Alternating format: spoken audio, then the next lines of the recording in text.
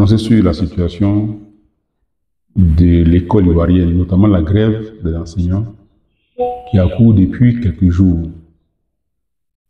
Cette grève intéresse au plus haut point tous les Ivoiriens, en particulier le député que je suis, qui porte la voix du peuple de Côte d'Ivoire. Et je suis aussi la brutalité, l'agressivité à laquelle le gouvernement répond à cette préoccupation des enseignants, qui ne date pas d'aujourd'hui, et qui concerne leurs primes, mais de façon générale, leur niveau de vie, la vie humaine en général. Et je pense que les Ivoiriens, les enseignants de Côte d'Ivoire, ne méritent pas un tel traitement. Ils ne méritent pas une telle réponse de la part du gouvernement. La mesure où, dans un pays comme la Côte d'Ivoire, qui est un pays en développement, un pays où tout est à faire, l'éducation devait la première des yeux du gouvernement. Dans les pays asiatiques, il y a deux mamelles, deux choses qui ont induit le développement exponentiel. Il y a l'éducation et la santé. Aujourd'hui, depuis toujours, les enseignants et les médecins, les infirmiers, le corps médical ont un traitement salarial qui n'incite pas au travail. Et lorsque les enseignants posent un tel problème, je pense que le gouvernement devrait, de façon sage, s'asseoir à la table de négociation pour discuter avec les enseignants pour savoir dans quelle direction on devrait aller. Ils ne demandent pas la lune, ils demandent simplement une prime d'incitation. Une telle prime qui est pratiquée dans beaucoup d'autres ministères, notamment le ministère de l'économie et des finances. Et c'est une question qui est une question nationale qui devait nécessiter un débat national. Parce que pourquoi donc certains fonctionnaires à diplôme égal, à niveau égal, ont des primes et d'autres n'en ont pas? C'est une question que j'ai posée à l'Assemblée nationale. Je n'ai pas eu la réponse qu'il fallait, mais j'estime que le fondement de la prime qu'on donne aux autres ministères, je n'ai rien contre ceux qui sont aux impôts, au trésor et qui ont des primes. Je n'ai rien contre eux. J'ai plein d'amis qui sont au trésor, qui sont aux impôts, je n'ai rien contre eux.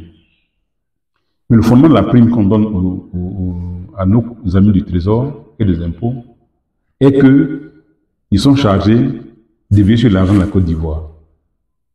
C'est vrai. Mais ceux qui le produisent, ceux qui sont chargés de produire cet argent, le médecin qui soigne celui qui va travailler, l'enseignant qui enseigne celui qui va devenir demain professeur, médecin, agent des impôts, pourquoi il n'a pas de prime?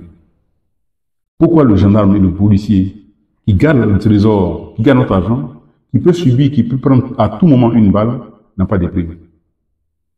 J'estime que c'est une question nationale qui devait nécessiter un débat autour de cette question afin que,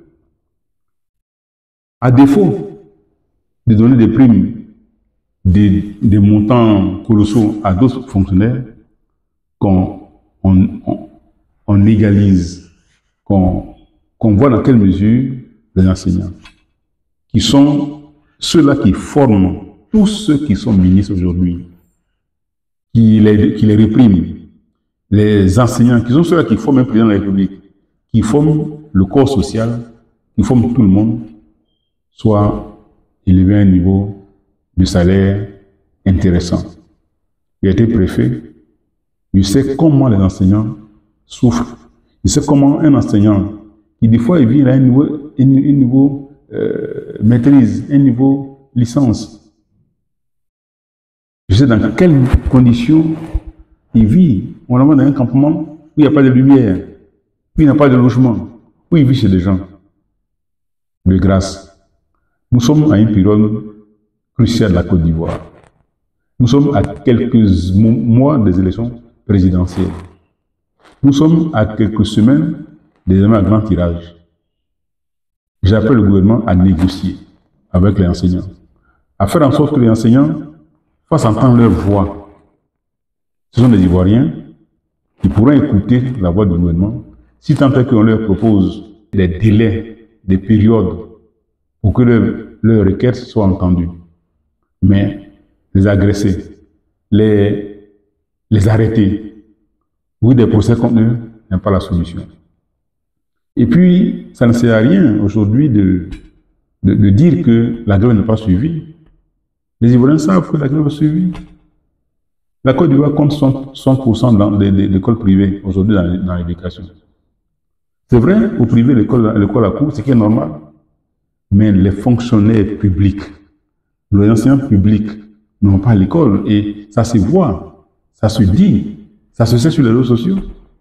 Donc le gouvernement arrête de nous produire des images qui font état de ce que l'école n'est pas perturbée. L'école est perturbée et les Ivoiriens sont préoccupés.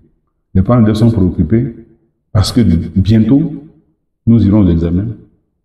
Et je pense que le gouvernement a intérêt à faire en sorte que le climat social soit détendu, soit apaisé au moment où nous allons vers ces deux échéances cruciales.